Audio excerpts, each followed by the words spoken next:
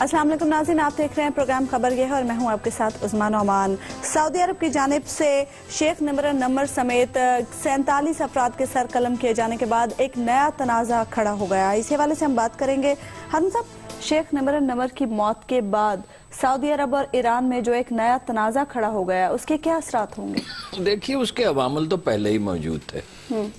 बहुत तल्ख बयानात उन्होंने भी दिए, इन्होंने भी दिए, और बयानात से भी ज्यादा है। ईरानी तो बहुत तल्ख बयानात देते हैं, सऊदी बयानात शायद होते हैं तल्ख न, और रवैया उनका भी वही है, तअस्सुब का है, इनका भी तअस्सुब का है। और ये बिल्कुल वेस्ट की सोची समझी पॉलिसी है। अच्छा, देखिए ना, खलीज वार में 91 की जो 10 साल जारी रही, उसमें सारी ईरान और इराक की जंग में $2000 बिलियन का लॉस हुआ था। तो ये आपस में लड़ते मरते रहे, किसी को ढंग की फौज न बन सके। और इजराइल एक पॉलिसी है अमेरिका की कि इस इलाके पे गवर्न करे इस इलाके को। अमेरिका के लिए, अमेरिका के उनके मफादात एक हैं, क्योंकि मुसलमानों के खिलाफ नफरत का जो जज्बा सलीबी जंगों में पैदा हुआ तो वो खत्म नहीं हो गया। अमेरिका में उतना नहीं था, लेकिन 9/11 के बाद वही मगरब के सारे असरात वहां पे गए। तो इनको कोई होशमंदी का मुजाहरा करना चाहिए, मगर कौन इनको समझाए? देखिए, ये जो मसला है ना, जितना मैं समझूं, मैं इस पर कोई हतवी राय नहीं दे रहा, ये मसला था वहाँ हुकूमत के खिलाफ तहरीक का, जिसमें टेररिज्म भी शामिल था। इसको शिया सुन्नी मसला नहीं बनाना चाहिए, मगर ये भी बनाते हैं, वो भी बनाते हैं, और फिर ये इसी भी इक्तफा नहीं करते। ये पाकिस्तान में फिर यही करते हैं और मुल्कों में करते हैं। वो कुछ लोगों को सपोर्ट तो करते हैं, ये कुछ लोगों को सपोर्ट करते हैं। दोनों की इंटेलिजेंस एजेंसीज यहाँ काम करती हैं, दोनों यहाँ पैसे खर्च करते हैं, दोनों अखबार नवीसों को हमवार करने की कोशिश करते हैं, और उससे न कभी ईरान को कुछ हासिल हुआ, न अरबों को कुछ हासिल हुआ। ना हो सकता है, ये तो खुद शिकने की एक वो है ना। देखिए, ये इख्तलाफात होते हैं, यानी ये कहना कि इख्तलाफात ना हो, ये तो एक काम करना बात है, मगर उसका कोई मैकेनिज्म होना चाहिए ना। बैठ के बात करें। पिछले साल सिचुएशन काफी बेहतर थी, बात कर रहे थे, आ जा रहे थे। ये 1200 साल का किस्सा है। वैसे एक लंबी बात है, कभी मौका मिलेगा करेंगे। जो अजमी तहरीक शुरू हुई अरबों की डोमिनेशन के खिलाफ, और उससे पहले से उसके अवामिल भी कुछ मौजूद थे, वो ये अभी सिलसिला चलता आ रहा है। फिर तुर्कों के साथ जंगें हुई हैं ईरानियों की, अरबों के साथ हुई हैं।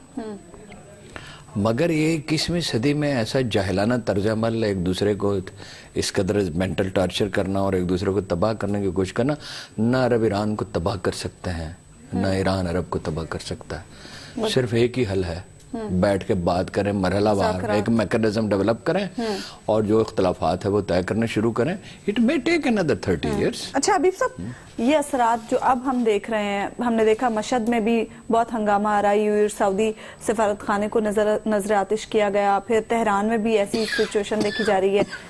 ये असरात यकीनन इन दो मुल्कों तक तो महदूद नहीं रहेंगे। नहीं जी, ये दो मुल्कों तक क्या, ये तो पूरे न सिर्फ पाकिस्तान में फैलेंगे बल्कि पूरे आलम इस्लाम में फैलेंगे। जैसे अभी हारून साहब बात कर रहे थे कि ये जो कोशिशें दोनों मुल्क यहाँ पे अपनी अपनी प्रॉक्सीज को बनाने की कोशिश करते हैं, सिर्फ पाकिस्तान तक महदूद नहीं है, नहीं, बाकी दुनिया के हिस्से में भी यही कुछ करते हैं। आप इस तरह देखिए ना कि बहरीन में क्या होता है, वहां पे भी यही सूरत हाल होती है। शाम में वहां पर भी अपनी अपनी कोई हुकूमत की सपोर्ट कर रहा है तो दूसरा उसकी मुखालफत कर रहा है। इसी तरह इराक में आप देख लें कि वहां पे कोई दाइश के खिलाफ है, कोई दाइश के सपोर्ट करे, तो एक मामलात में उलझाव तो बहुत ज्यादा है, और इस वाक़े से ये उलझाव बढ़ गया है।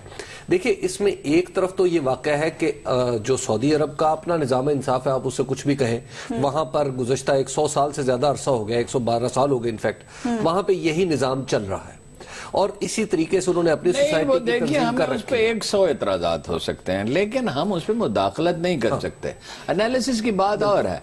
ईरानियों का निजाम कोई परफेक्ट निजाम है, ईरानियों का निजाम भी परफेक्ट नहीं, वहां हमारा भी नहीं है, किसी का भी नहीं। तो ये दाखिली मामलात में ज्यादा वो नहीं करना चाहिए। और फिर हारून साहब, एक और सूरत भी है ना, जिस तरह सऊदी अरब में एक अकलियती मसलक के साथ ये सलूक होता है, तो उसी तरह ईरान में भी अकलियती मसलक के साथ ये सलूक, हालात दोनों तरफ एक, दोनों जगह हम जाते रहे हैं जी, हमने अपनी आंखों से देखा है। वो भी डाउट शक से देखते हैं, उनसे बात कर।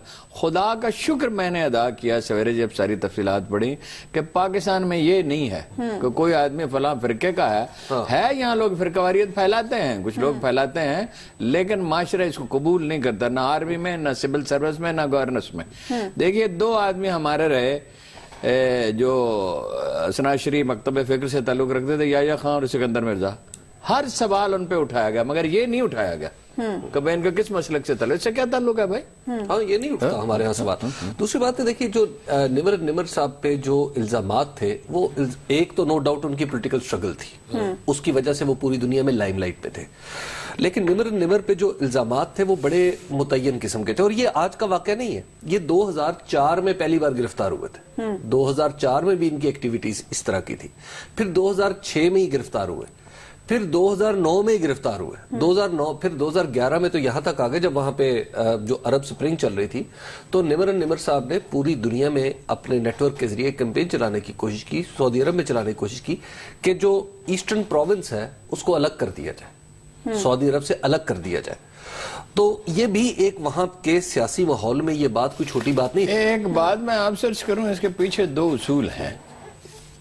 एक बात यह है कि माइनॉरिटी कभी मेजॉरिटी पे तादेर हुकूमत नहीं करती, ये जहां भी ऐसा हुआ ये तजर्बा नाकाम रहेगा हर एस्पेक्ट में, चाहे वो गैर मुल्की हो, चाहे वो मकतब फिक्र का मसला हो, ये हर जगह तजर्बा हो चुका और हर जगह नाकाम रहा, तमाम इंसानी तारीखी तजर्बा। दूसरा, ये जो लोग पावर इंटॉक्सिकेशन का शिकार होते हैं, समझ नहीं रहे होते, ये छोटा सा लड़का था, ये सवात वाला, क्या ना मुल्ला, ये मेरे पास आया था, मैंने इसको समझाया था, भाई तुम्हारा दिमाग चल गया। फजलुल्लाह आपके पास? हाँ, मैंने कहा हम इस्लाम नाफिज करना चाहते, मैं तुम्हारा क्या काम है? 18-20 साल का था, तो तुम्हारा क्या काम है यार? तुम पहले ये समझो तो सही इस्लाम क्या है। ये जो इंसानी जिबिल्लत है ना इक़्तिदार हासिल करने की, ऐसा गुमराह करती है, और मजहबी लोग इसमें ज्यादा गुमराह होते हैं, दूसरे भी होते हैं, बिल्कुल, कि वो जब अल्लाह रसूल का नाम लेके चलते हैं तो एक सेल्फ डिसेप्शन की कैफियत पैदा होती है। भाई रसूलुल्लाह सल्लल्लाहु अलैहि वसल्लम ने फरमाया कि अगर एक हबशी, और उसको डिस्क्राइब किया है रसूलुल्लाह ने, इस तरह का हबशी वो तुम्हारा हाकम हो, उसकी भी अताअत करो, अगर वो जायज हाकम है। देखिए इस पे बड़ी बहसें हुई हैं कि भाई ये बगावत, खुरूज किस तरह हो सकता है? बगावत का मतलब यह है कि आप सारे मुल्क को खतरे में डाल दें और उसकी सारी पॉपुलेशन को खतरे में डाल दें। स्ट्रगल को एक फ्रेमवर्क के अंदर होने चाहिए, मुहज़्ज़ब तरीके से होने चाहिए। अगर उसमें जिंदगियां जा रही हैं और हजारों लाखों लोग मर रहे हैं, वो अबू मुस्लिम खरासानी के बारे में इमाम अबू हनीफा ने कहा था कि शहीद हो गया लेकिन उससे कुछ बन नहीं पड़ा। यानी आप एक तो रिस्क, एक इंसान की जरूरत अमन और इस्तेहकाम है, लोगों की जिंदगियों का तहफ़्फ़ुज़ है। ठीक है, स्ट्रगल इस तरह होनी चाहिए कि अल्टीमेटली उसको कोई नतीजा अच्छा निकले, पॉजिटिव नतीजा निकले। अच्छा हबीब साहब, पाकिस्तान तो इस तनाज़े से मुतासिर हो ही गया, क्योंकि आज सऊदी वजीर खारजा ने जो दौरा करना था वो आज खबर आई कि अब वो 7 जनवरी को आएंगे, डिले तो हुआ ना उनका दौरा। देखिए अब एक है कि दोनों तरफ सेंस प्रिवेल करेगी। देखिए ईरान है या सऊदी अरब, इनके अपने अपने मसाइल हैं, लेकिन सेंस अल्टीमेटली प्रिवेल करेगी। ये दोनों ताकतें एक दूसरे के आमने सामने आ जाएं तो बहुत खतरनाक होगा। हबीब साहब और कोई रास्ता है ही नहीं। आज मिसाल के तौर पे हसन रूहानी साहब जो सदर हैं ईरान के, उन्होंने उस जो बलून भरा गया था उसे हवा निकालने की कोशिश की है। उन्होंने कहा कि देखिए कि हमारे जो ईरानियों का कोई रवैया था वो थोड़ा सा मुतशद्दिदाना हो गया था, मतलब उन्होंने उस रवैये को नामुनासिब करार दिया उन्होंने। तो गोया एक सेंस जो है, लेकिन उधर जो सऊदी साइड है वहां से मुझे लग रहा है कि अभी नरमी के इम्कानात जो है, नरमी के इशारे जरा कम मिल रहे हैं। मिसाल के तौर पे उन्होंने सफीर को फौरी तौर पे 24 घंटे का नोटिस दे दिया कि आप मुल्क छोड़ दें। वहां पे थोड़ी सी सख्ती का एलिमेंट ज्यादा है, शायद उसकी वजह यह है कि ईरान में एक पॉलिटिकल निजाम। साहब आपने भी कुछ अरबी अदब पढ़ा है, कल्चर पढ़ा है, हमने भी कुछ थोड़ा सा पढ़ा है। मैंने तो तराजुम की मदद से ज्यादा पढ़ा। अरबों के दिमाग में भी खन्नास है, ईरानियों के दिमाग में भी खन्नास है। वो तो मैंने किताबें पढ़ी हैं कि जिसमें हिजाज को वो कहते हैं, ये हिजाज जो है ना बस ये है फजीलत वाले लोग, और ईरानी कहते हैं हम तो 5000 बरस से, वो हिजाज के बाद जो कोई बसता है वो कुछ नहीं है। अब आप दो बातें इस पे सुने। एक तो जनाब रसालत में आपने क्या फरमाया, अरबी को अजमी पर और काले को गोरे पर कोई फजीलत। फिर ये कहा कि खुदा की कसम इल्म अगर किसी सितारे पर भी होगा तो कोई अजमी उसे उतार लाएगा। यह शाम के ज़माने में हुआ। उसने पूछा कि फलां जगह का फ़कीह कौन है बगदाद का, और कूफा का, और फलां गालबन शाम था, मैं भूल रहा हूँ करना तो वो सारे अजमी थे और सारे आज़ाद करदा गुलाम थे। तो उसने कहा खुदा की कसम इल्म तो अजमी ले गए कोई। देखिए खुदा के अपने कवानीन हैं। यानी एक अगरचे वो कमज़ोर हदीस है, इसके बारे में मिलती है यूरोप के बारे में, कि बनु अफरा में, बनु अफरा ने कहा जाता था गोरों को, जिसे फरंगी का लफ्ज़ यहाँ बना, کہ یہ اپنے حکمرانوں کے خلاف جدوجہد کرنے والے لوگ ہیں. یہ رسول اللہ سے یہ بات منسوب ہے.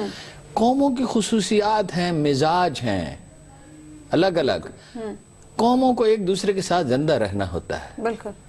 جس طرح گھر میں لوگ ایک دوسرے کو ٹالریٹ کرتے ہیں, اسی طرح دنیا میں ہو سکتا ہے. 1400 سال سے زندہ ہیں, زندہ ہیں نہیں, اور نہ یہ عرب نہ عرب ایران کو ختم کر سکتے ہیں, نہ ایران عرب کو ختم کر سکتے ہیں. کوئی آپشن ہی نہیں گفتگو کرنے کے سوا. اور اس میں اب یہ ہے کہ جیسے دو بھائی ہو نا, تو ان کے درمیان مصالحت کرانے کی کوشش کرنی چاہیے. اچھا, اس مصالحت کی کوشش کے حوالے سے بھی ہم بات کریں گے. ایک بریک لے لیتے ہیں یہاں پہ ناظرین, اور بریک کے بعد بھی ہم ڈسکشن کا سلسلہ جاری رکھیں گے.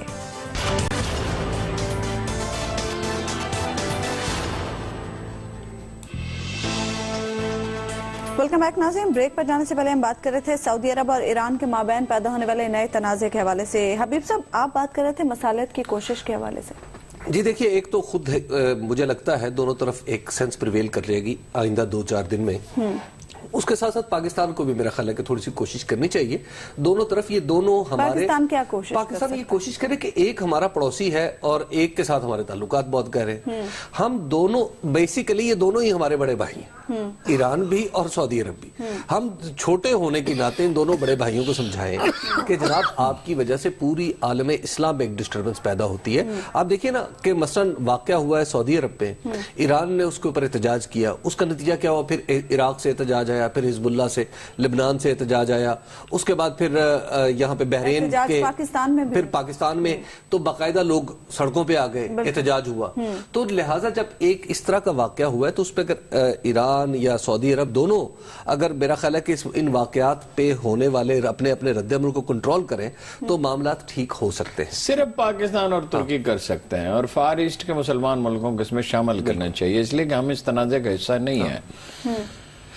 اور انیشیٹو لیا جائے بڑی احتیاط کے ساتھ, بتدریج مصالحت کرانا کوئی آسان کام نہیں ہوتا, اور یہ انہیں سمجھایا جائے کہ یہ آپ کی بربادی کا راستہ ہے, مگر سلیقہ مندی کے ساتھ. زوم دونوں میں بہت ہے, عربوں میں بھی ایرانیوں میں بھی. اچھا حبیب صاحب, 34 رکنی اتحاد کا پھر کیا بنے گا دیکھیے تنازع کے بعد؟ یہ تنازع اگرچہ اس پہ تو پہلے بہت ساری دھند ہے, اس کے اوپر ایک فرقہ وارانہ چھاپ بعض لوگوں نے لگانے کی کوشش کی ہے, حالانکہ اس کا مطلب وہ نہیں ہے, وہ کسی کے خلاف نہیں ہے, وہ ایران کے خلاف نہیں ہے, وہ عراق کے خلاف نہیں ہے, وہ شام کے خلاف نہیں ہے, وہ بنیادی طور پہ سنی ایکسٹریمزم کے خلاف ایک, آپ اس کو کہہ لیں براڈ لائنز میں, ایک سنی اتحاد ہے. کیونکہ یہ پرائمری رسپانسبلٹی اس وقت سعودی عرب خود سمجھتا ہے اور اس کے ساتھ کے لوگ سمجھتے ہیں کہ یہ جو ایک داعش کا فینومینا پیدا ہوا ہے, اس کو ہم خود ہی ایران, شام اور عراق کو اسی لیے الگ رکھا. دیکھیے اس کی وجہ یہ کہ اگر وہ شامل ہوں گے تو اس کے نتیجے میں عرب کے ماحول میں, ہمارے ماحول میں نہیں, عرب کے ماحول میں پیدا ہی نہیں ہو سکے گا نا, وہ آپس میں لڑتے رہیں گے تو لہٰذا وہ مسئلہ نہیں. تو لہٰذا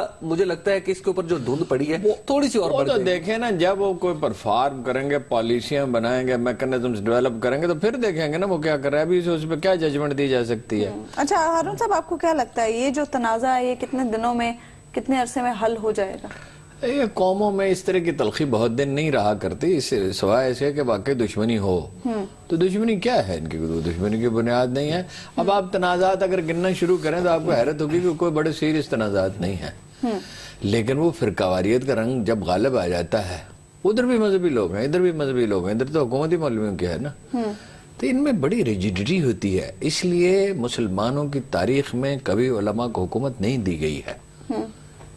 اور مذہبی طبقہ تو پیدا ہی تب ہوتا ہے نا جب مذہب نافذ رہتا نہیں ہے. جب مذہب نافذ فی الواقع تھا تو کوئی مذہبی طبقہ نہیں تھا. بزنس مین تھے, ٹریڈرز تھے, اسپیشلسٹ تھے, اہل علم تھے, مگر حکومت تو ایڈمنسٹریشن ہے نا, حکومت علماء کا کام تھوڑی ہے. ٹھیک ہے. اچھا, اس سچویشن میں ایک اور بات بھی ہمیں ذہن میں رکھنی چاہیے. یمن میں جو حوثی باغیوں کے ساتھ وہ جو جنگ بندی والا ایک یک طرفہ سعودیز نے کیا ہوا تھا وہ بھی ختم ہوئی ہے. وہ جنگ بندی بھی ختم ہوئی ہے. اس کے بعد یہ واقعہ پیش آیا ہے تو اس نے رد عمل کو تھوڑا آپ یوں کہیے کہ اس کا میگنیچیوڈ بڑھا دیا. تو یہ بھی ایک معاملہ ہے. اس میں ایک چیز میں ایرانی قصوروار ہے, اور وہ یہ ہے کہ وہ انقلاب کا بخار جو ہوتا ہے نا, جس کسی کو بھی, روسیوں کو بھی تھا, چینیوں کے بھی ایک زمانے میں تھا. وہ زمانہ لوگ بھول گئے ہوں گے کہ وہ کس طرح وہ انقلابی پرچے نکالتے تھے اور ملک کی دولت برباد کرتے تھے. $180 فی گز چین کی آمدن تھی, اب غالباً $3000 ہے. اور حالت یہ تھی کہ سارا پیسہ پبلسٹی پہ جاتا تھا, بے پناہ بہت اعلیٰ رسالے. اچھا, روسی جو ہیں وہ کتاب میں $5 کی کتاب ملتی تھی جس کی کاسٹ اس وقت بھی $100 سے کم نہیں ہوگی, اور وہ اپنا لٹریچر چھاپتے تھے اور یہاں وہ اپنے لوگوں کو کئی طرح سے oblige کرتے تھے. وہ سب انقلاب ختم ہو جاتا ہے بھائی. چینیوں کو ہوش آ گئی, روسیوں کو بھی ہوش آ گئی, جان چھڑا لی کمیونزم سے, انہوں نے کچھ تھوڑے سے پاگل رہ گئے ہیں کہیں کہیں. اور یہی ان کا حال ہے ایرانیوں کا. انقلاب کیا بھائی, ہر ملک کی اپنی صورتحال ہے, اس کے مطابق کوئی اسٹریٹجی ڈیولپ ہوگی. اور اگر سرحدوں کی تقدیس نہیں ہوگی تو کوئی بھی نہیں بچے گا. ٹھیک ہے, اگلے موضوع کی جانب بڑھتے ہیں. سی پیک پر سیاسی جماعتوں کا تحفظات جو ہیں وہ بڑھتے ہی جا رہے ہیں. ہارون صاحب, کل ہم بات کر رہے تھے پرویز خٹک صاحب کے حوالے سے, ان کو جو سی پیک پر تحفظات ہیں, اور اب مولانا فضل الرحمان صاحب بھی میدان میں آ گئے ہیں. دیکھیے گزارش یہ ہے کہ اگر حل اس کا نکالنا چاہیں تو آسان بھی بہت ہے. میں مشاہد صاحب کی رائے کو بڑی اہمیت دیتا ہوں. مشاہد صاحب کہتے ہیں, مشاہد حسین سید, وہ یہ کہتے ہیں کہ ریزالو ہو گئے ایشوز. یہ باقی لوگ جو ہیں نا جی, یہ پارٹی باز ہے, مشاہد حسین پارٹی باز نہیں ہے. اب اگر ریزالو ہو گئے ہیں تو جو متعلقہ آدمی ہیں احسن اقبال, ان کا یہ کام ہے کہ وہ لوگوں کو ساتھ لے کے بیٹھیں, تفصیلات بتائیں. ویسٹرن روٹ پہ کام تو شروع ہو گیا. بالکل. اس کے بعد آپ کیا اعتراض باقی ہے؟ وہ کہتے ہیں جی پورا پیکج ہونے چاہیے, مطلب خٹک صاحب کہتے ہیں یس. مگر یہ تو صوبائی اور مرکزی حکومت مل کے بیٹھے گی تو طے ہوگا نا. اور بلوچستان کے چیف منسٹر بھی بیٹھے ہیں اور ساتھ اپوزیشن کے لوگ صاحب جا رہے ہیں 6 جنوری کو ملاقات کرنے. نہیں جا رہے ہیں. حسن صاحب نے کہا تھا کہ اگر یہ ویسٹرن روٹ نہیں ہوگا تو میں ریزائن کر دوں گا. ایک طرف تو وہ اتنی کلیئرٹی ہے, دوسری طرف یہ روز نئے ایشوز کیوں پیدا ہوتے ہیں؟ مجھے لگتا ہے یہ بدگمانیاں زیادہ لگتا ہے, اور کچھ شکایات جائز بھی ہوں گی obviously, کہ یہ ڈیرہ اسماعیل خان والا جو روٹ ہے اس پہ کام نہیں ہو رہا. ابھی تک بالکل ایک اینٹ پہ نہیں رکھی گئی. تو یہ بیٹھ کے طے کریں نا آپس میں. یہ اسحاق ڈار صاحب کے لیے ٹی وی پہ آنے کے لیے بڑا وقت ہے, اس کام کے لیے ان کے پاس وقت نہیں ہے. وہ چیف منسٹر کو, اس کو بھی بلائیں, اور بلوچستان والے کو بھی بلائیں, اور سندھ کا کوئی ایشو, سندھ کا تو ویسے کوئی ایشو نہیں ہے بظاہر تو روٹ کا مسئلہ ہے نا. اور بالکل اس کا بریک اپ بتائیں. دیکھیں ایگریمنٹ میں 2 چیزیں اہم ہوتی ہیں. نیک نیتی, 2 آدمیوں کے درمیان ایگریمنٹ ہو, 2 صوبوں میں ہو, 2 قوموں میں ہو, 2 کمپنیوں میں ہو. ایک سنسیریٹی چاہیے, دوسری ڈیٹیلز ورک آؤٹ کرنی پڑتی ہیں کہ یہ ملے گا پختونخوا کو, یہ ملے گا بلوچستان کو, یہ روٹ ہوگا, یہاں انڈسٹریل اسٹیٹس بنیں گی. تو یہ احسن اقبال صاحب کا کام ہے نا, یہ وزیر اعظم کا کام ہی نہیں ہے. وزیر اعظم کا کام تو ایک پالیسی طے کرنا نا, کیبنٹ میں طے کریں جو طریقہ ہوتا ہے. ٹھیک ہے حبیب صاحب, آپ سے بھی اس حوالے سے ہم بات کریں گے. ایک بریک لے لیتے ہیں یہاں پہ ناظرین, اور بریک کے بعد بھی ہم ڈسکشن کا سلسلہ جاری رکھیں گے.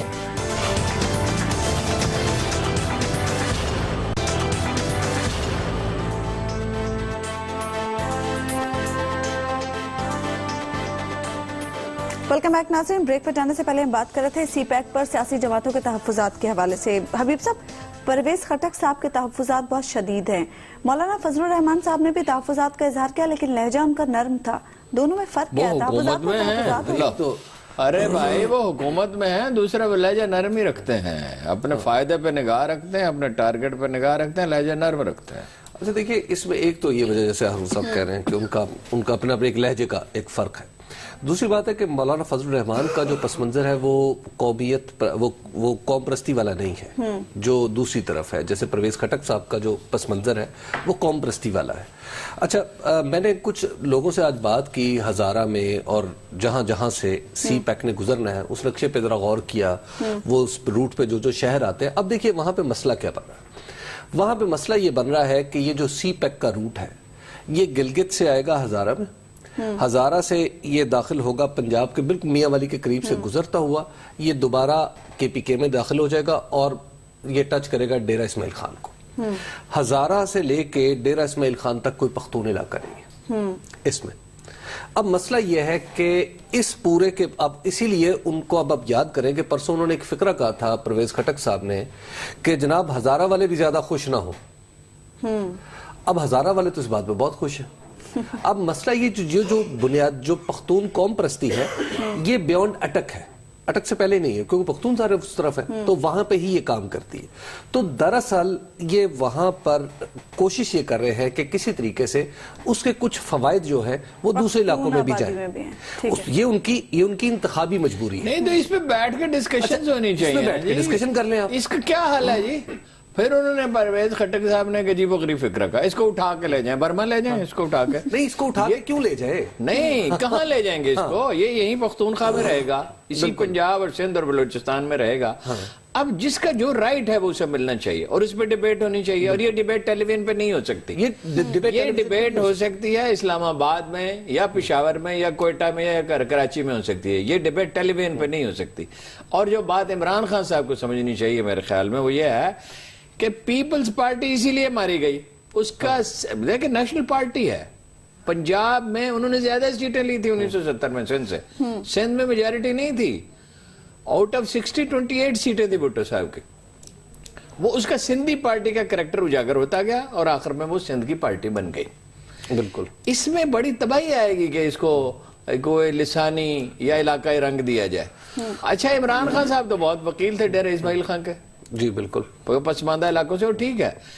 دیکھیے جس کا جو رائٹ ہے وہ اسے ملنا چاہیے اور ہر ایک کا حق ہے اس پہ ڈیبیٹ کرنے کا اپنے مطالبات پیش کرے یہی جمہوریت ہے جمہوریت اور کیا ہوتی ہے حکومت کو کیا کرنا چاہیے حکومت کو ان سب کو بلا کے بٹھانا چاہیے بات کرنی چاہیے اور یہ ایک آدھ دن کے آل پارٹیز کانفرنس کے ایشوز نہیں ہوتے کہ تقریریں ہو گئی ایک ریزولوشن ہو گیا یہ بڑی میں معافی چاہتا ہوں سطحی اور احمقانہ اپروچ ہے یہ احسن اقبال صاحب جائیں پشاور اور اگر کوئی کوئٹہ والوں کا مسئلہ میرا خیال اب تو نہیں رہا اور جہاں جہاں ضرورت ہے جائیں اور ایک پراپر رپورٹ بنا کے پیش کریں وزیر اعظم کو اور کیبنٹ میں اس پہ ڈسکشن ہو جو طریقہ ہے اب مصیبت یہ ہے کہ اسحاق ڈار صاحب اور وزیر اعظم صاحب بیٹھ جائیں گے اور بیچارے احسن کو بھی نہیں پوچھیں گے حالانکہ یہ اس کا کام ہے he can do it he has the capacity route change ہو سکتا ہے روٹ پر نہیں روٹ چینج کرنے کی تو ضرورت ہی نہیں ہے روٹ تو طے ہو چکا ہے اب تو الائنمنٹس ہو چکی اب وہ تو مکمل ہو چکے اب مسئلہ یہ ہے کہ وہ مطلب وہ کہتے ہیں کہ جی آپٹکس ہونی چاہیے فلاں ہونا چاہیے فلاں ہونا چاہیے فلاں ہونا چاہیے ٹریکس ہونے چاہیے ٹھیک ہے بالکل ہونے چاہیے بالکل ہونے چاہیے ساتھ ہی ہوں گے اب وہ دیکھنا تھا کہ وسائل ایڈم سمتھ نے کہا تھا وسائل ہمیشہ محدود ہوتے ہیں وہ جس کو بابا معیشت کہا جاتا ہے جو بنیادی اصول معیشت کے طے ہوئے تھے اس میں یہ تھا کہ وسائل ہمیشہ محدود ہوتے ہیں اب وہ جو مسائل چاہے 46 بلین ڈالر ہیں جتنے بھی ہیں اس کی ایک لمٹ ہے نا کس چیز پہ کتنے کہاں خرچ ہونے تو بیٹھ کے طے کریں نا جی یہ ٹیلی ویژن پہ کیا شور شرابہ کرتے ہیں اچھا اس میں ایک اور چیز ہے اب دیکھیں وہاں کی جو اپنی جغرافیائی تقسیم ہے یا آپ اسے کہیے کہ جو پولیٹیکل فالٹ لائنز ہیں کے پی کے کی ان میں اگر آپ زیادہ اندر گھسیں گے تو زیادہ پرابلمز پیدا ہوں گے اس کی وجہ دیکھیں اس پہ میں اسی لیے اس میں بہت احتیاط سے میرے پاس کچھ زیادہ انفارمیشن ہے بہت احتیاط سے بات کر رہا ہوں نہیں احتیاط سے کرنی چاہیے اس میں بھائی فتنہ بڑی خوفناک اس میں اگر آپ زیادہ اندر جائیں گے تو زیادہ خرابی پیدا ہوگی اور یہ بات پرویز خٹک صاحب کو معلوم ہے انہیں معلوم ہے جب وہ کہتے ہیں کہ مجھے یہ سڑک نہیں چاہیے تو اس کو اٹھا کے لے جو اس کا کیا مطلب ہے ہی نوز ویری ویل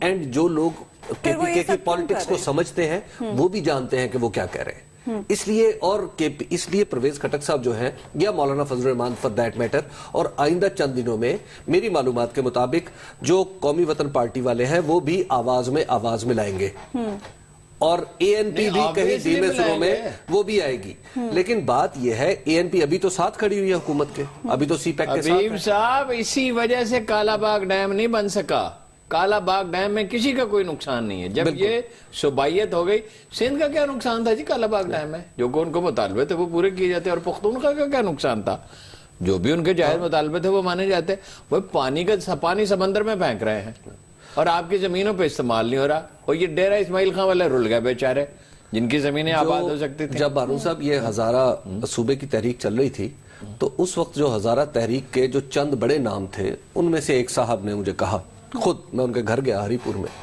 تو آپ کو اندازہ ہوگا کہ میں کس کی بات کر رہا ہوں تو میں ان کے گھر گیا تو انہوں نے مجھے کہا کہ جناب آپ دیکھیں یہ جو ہماری بجلی تو ہمارے پاس ہے یہ تو ہزارہ والوں کے پاس ہے اچھا میں نے کہا حضور یہ آپ جو بات کر رہے ہیں یہ تو بڑی ڈینجرس بات ہے تو انہوں نے اس کے آگے مزید کچھ اب چونکہ وہ بڑے آدمی ہیں وہ بات ایک پرائیویٹلی ہوئی تھی میں اس بات کی ڈیٹیل میں نہیں جانا چاہتا انہوں نے جو کچھ مجھے بتایا اور جو کچھ صورتحال بتائی اصل بات ہے کہ پھر اس طرح کے لوگ پھر فائدہ اٹھائیں گے جب پرویز خٹک صاحب یہ بات کریں گے تو جس طرح کے لوگوں سے گیم ان کے ہاتھ سے نکل جائے گی تو لہٰذا اس کو اور مولانا فضل الرحمان کو بھی محتاط رہنا چاہیے اور وہ آج محتاط تھے نہیں فضل الرحمان تو ان معاملات میں محتاط ہی رہتے ہیں ان سے اور جو مرضی آپ کو اعتراضات ہوں مگر وہ بڑی مناسب معقول لہجے میں اپنا مطالبہ پیش کرتے ہیں. وہ صحیح غلط ہونا دوسری. اور ہاں ڈیٹیلز میں مسئلے رہیں گے, آپ پتہ کرتے رہے, انہیں چیک کرتے رہے, اٹھیں گے انہیں حل کرتے رہے. ڈیٹیلز ورک آؤٹ کرنی چاہیے جی, جتنی میکسیمم ہو سکتی ہوں.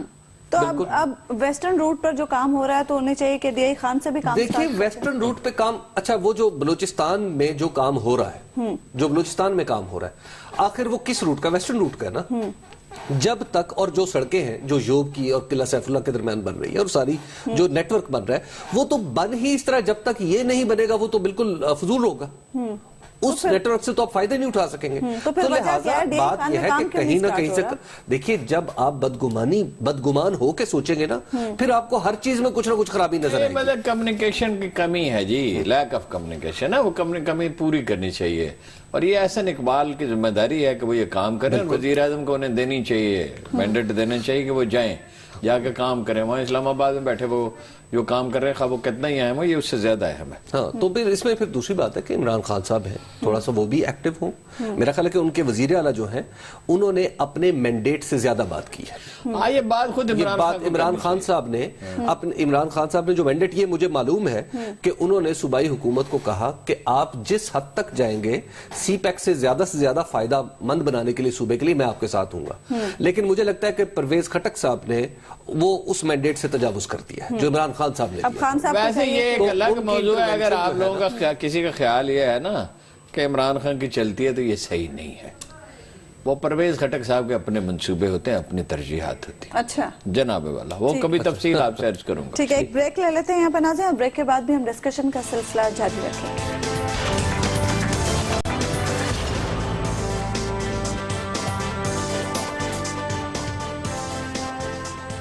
ویلکم بیک ناظرین. اس سے پہلے کہ ہم اگلے موضوع کی جانب بڑھیں, حبیب صاحب آپ کچھ کہنا چاہ رہے ہیں؟ جی, میں عرض کرنا چاہ رہا تھا کہ جو پرویز خٹک صاحب جو کر رہے ہیں اس کا ایک منطقی نتیجہ ہونا تھا, جو ہونا شروع ہو گیا.